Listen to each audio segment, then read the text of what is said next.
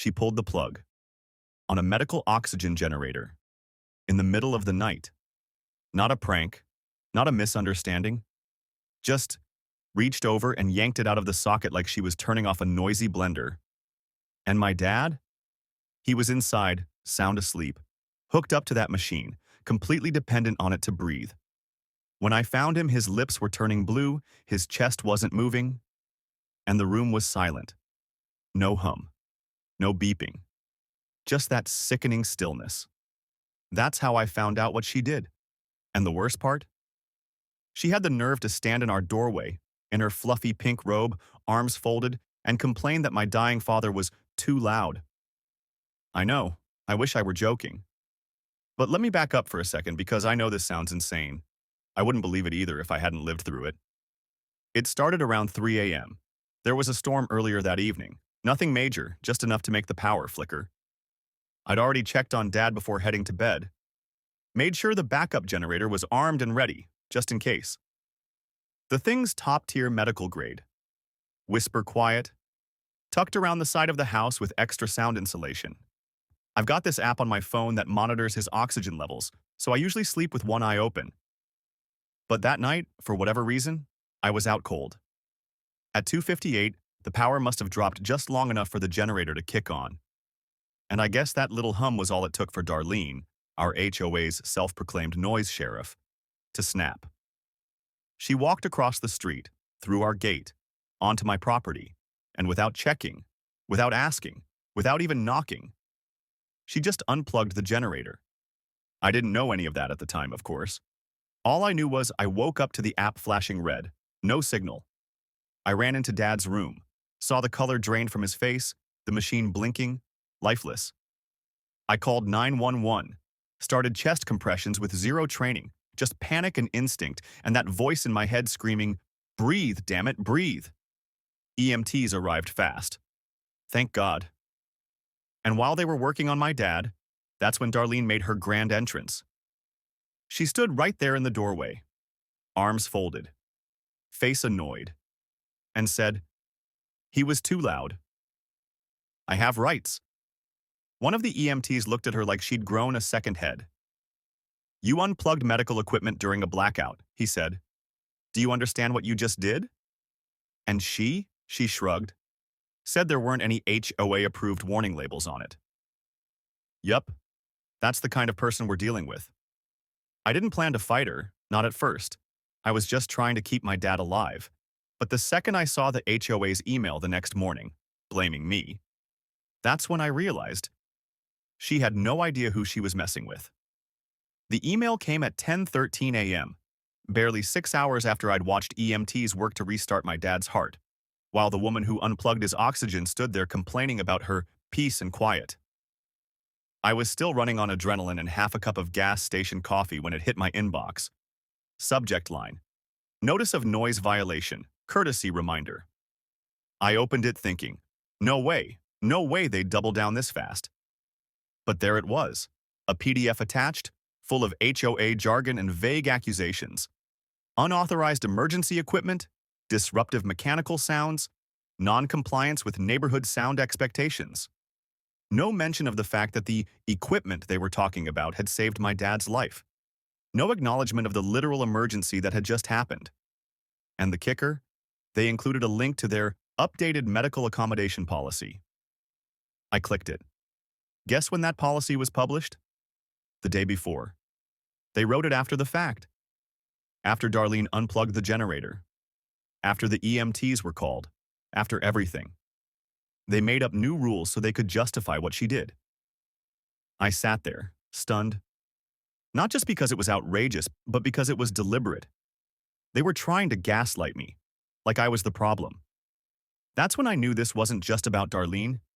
It was the whole damn HOA. Around noon, I heard the generator kick back on. Power was still unstable from the storm, and the system had auto-cycled. I stepped outside to check, and froze.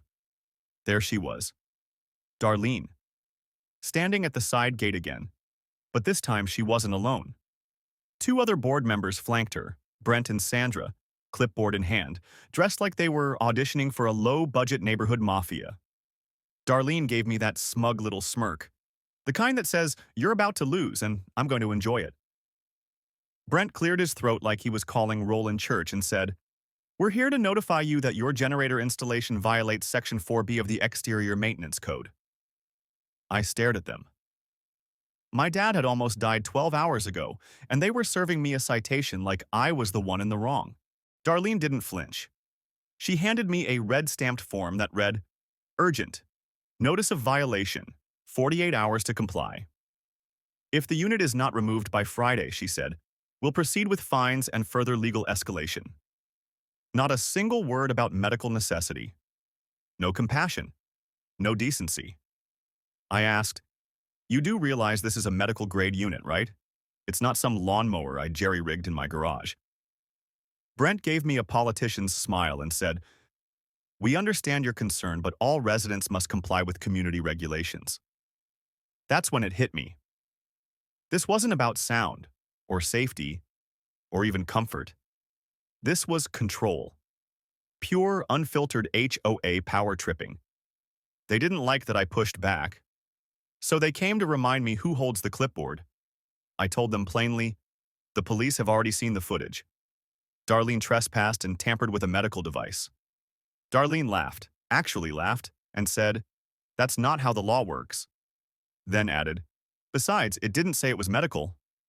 There were no official stickers. I almost lost it. "There were 3 red labels on the unit," I said. 2 of them literally say, "Do not unplug. Medical equipment." She shrugged. "Those aren't regulation HOA stickers." And that was when I saw it. She was scared, still bluffing, still clinging to her power. But there was a tremor in her voice now, a hesitation.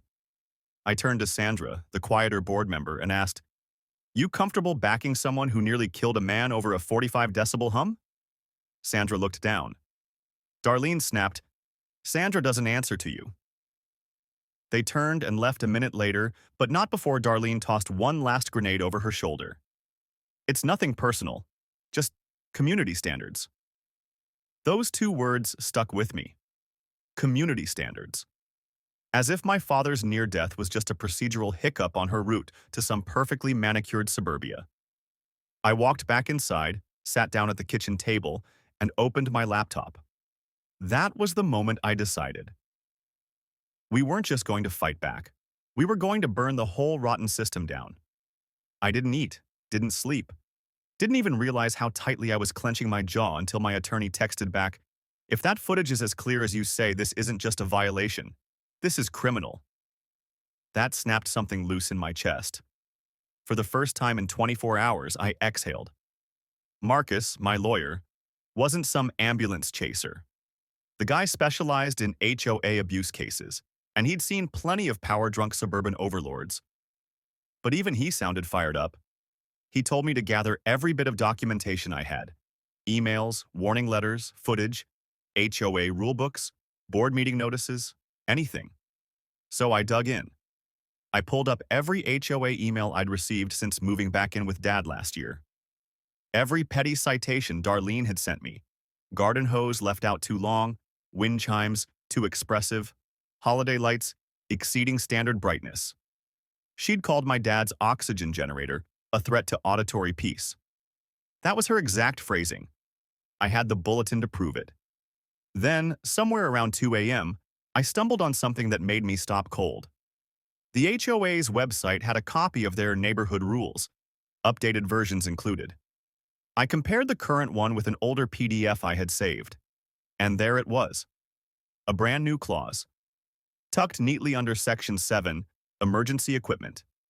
It said, "Unauthorized mechanical devices installed without HOA consent may be subject to removal, including but not limited to generators, pumps, and powered medical devices." That clause hadn't been there 2 weeks ago. I would have noticed. I did notice because I had the old one, time-stamped and saved. And then, the smoking gun landed in my lap. Erin, the quiet board member, showed up at my door. No warning, no text. Just her and a manila envelope. Her hands were shaking when she handed it to me. She didn't say much, only, "I can't be part of this anymore." She left before I could even ask questions. Inside the envelope were internal HOA memos, meeting notes, emails between board members, and one, dated the day before the incident, with Darlene's name at the top, read, "If he refuses to move the generator, we'll make it happen. Rules are rules." There it was. Premeditation. Darlene hadn't just lost her temper, she'd planned it. I sent everything to Marcus that night. He called me at 7 a.m. sharp. His voice was calm, but I could tell he was smiling. "This just got a lot bigger," he said. "We're pursuing both criminal charges and a civil suit. And yes, HOA can be named if we prove complicity." At that point, Dad was still in the hospital. Stable, but weak. The doctors told me flat out, 10 more minutes without oxygen and he'd either be brain dead or gone.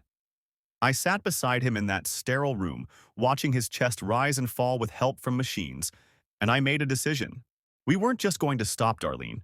We were going to dismantle everything she'd built.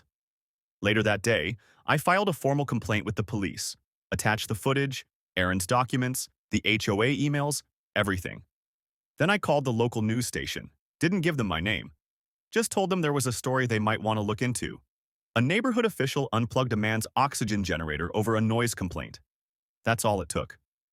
By nightfall, I had voicemails from 3 reporters. And Darlene? She must have felt the pressure because the very next day, I got a letter from her lawyer. Cease and desist. Claiming I was spreading false information and damaging her professional reputation. Professional what, exactly? I forwarded the letter to Marcus, and his reply made me laugh for the first time in days. "Cute, I'll handle it."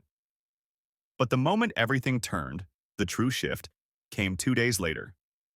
The news broke. A local station ran the story with footage from my doorbell cam, freeze-framed on Darlene in her pink robe, mid-step, mid-reach, hand on the plug, eyes locked on the camera like she was daring it to blink. The headline was simple: HOA board member accused of disabling oxygen machine during power outage. Within hours, it exploded online.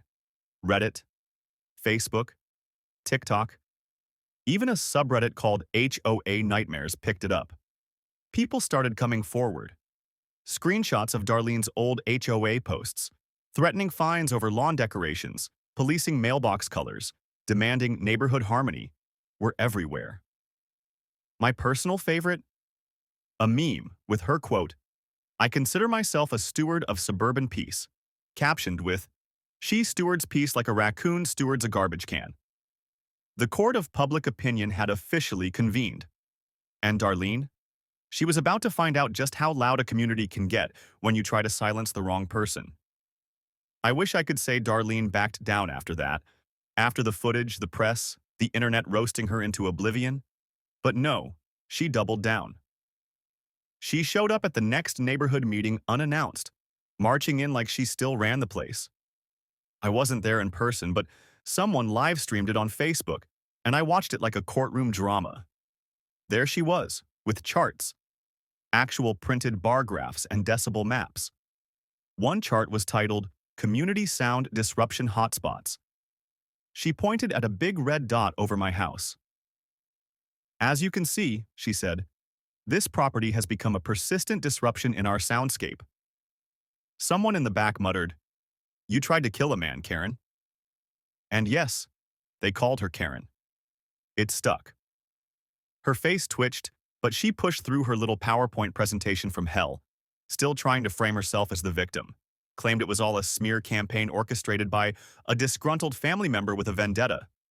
Right, because I'm the problem here. By the end of her speech, someone threw a foam garden gnome at her.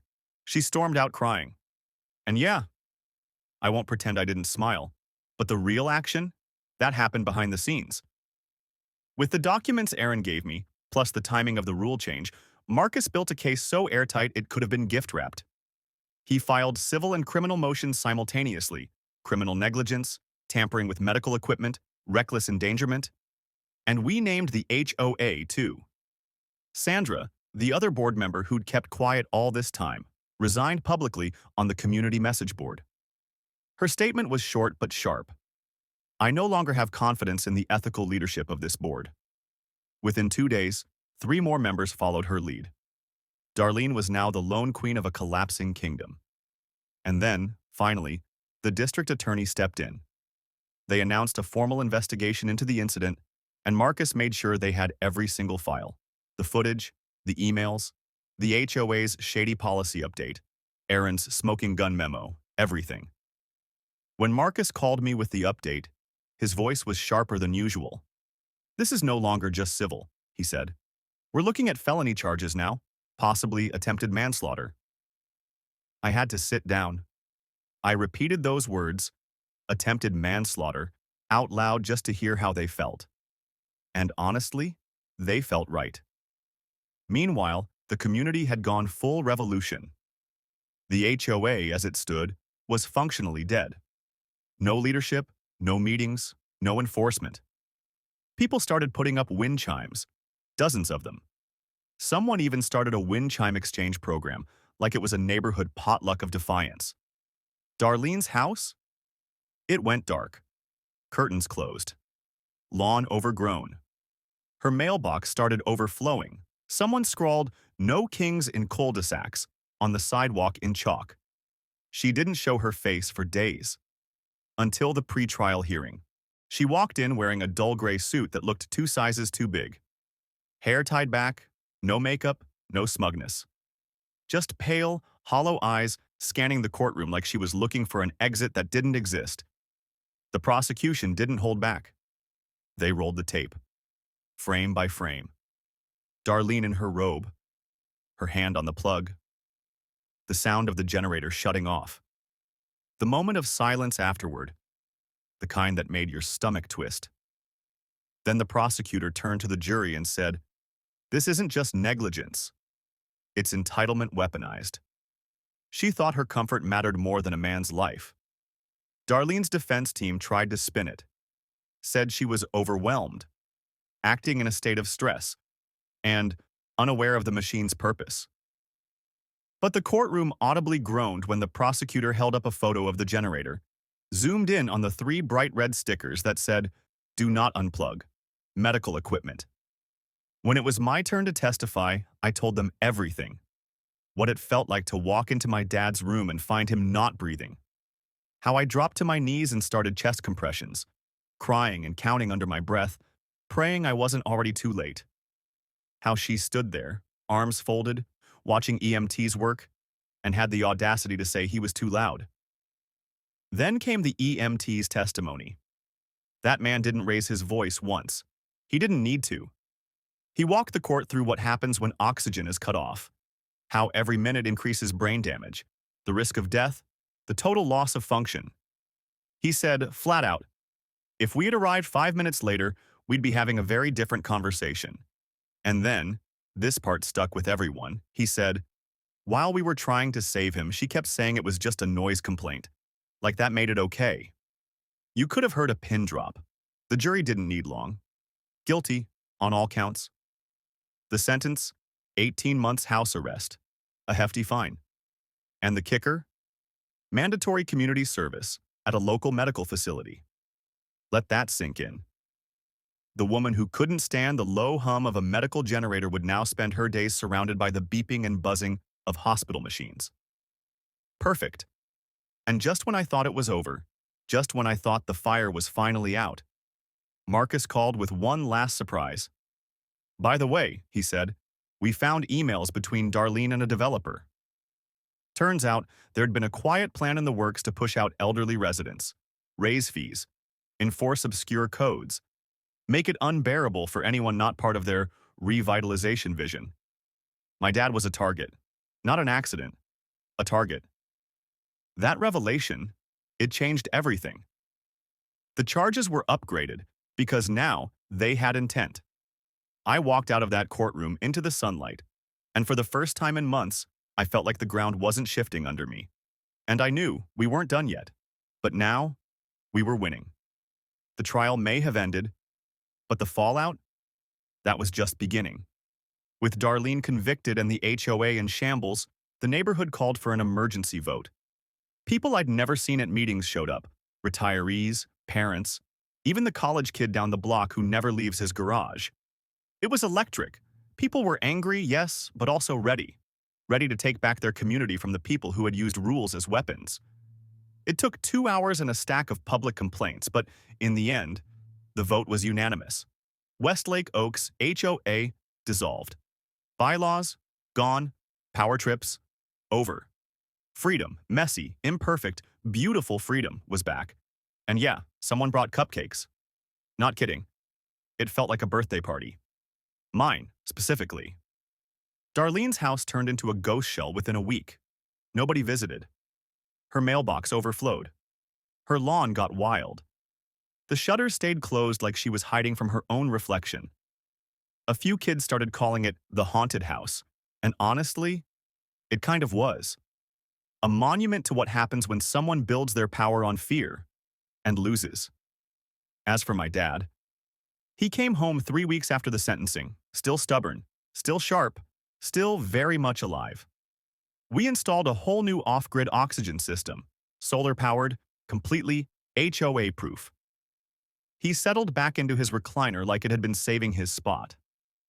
One afternoon, while watching old westerns with the window open, he smirked at me. "You think that generator's still too loud?" I laughed. "Nah," I said. "Perfect volume." That night, we let the wind chimes sing. No complaints. Just peace. A few months later, I got a letter from a state regulatory board. Darlene's conviction had triggered an audit, not just locally, but across multiple communities. Turns out, she'd been pushing for tighter restrictions in nearby HOAs too, trying to spread her noise control empire. Now?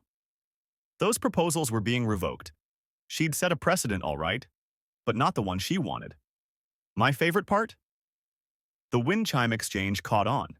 Neighbors started gifting handmade chimes to each other, tiny, jingling reminders that some sounds should never be silenced. It became a kind of inside joke, and a quiet, ringing middle finger to tyranny. And me? I'm still here, still with Dad, still letting that generator hum just a little louder than necessary. Not to annoy anyone, just enough to say, we're still breathing. Look, this all started because one person decided her comfort was more important than someone else's life. But here's what I learned.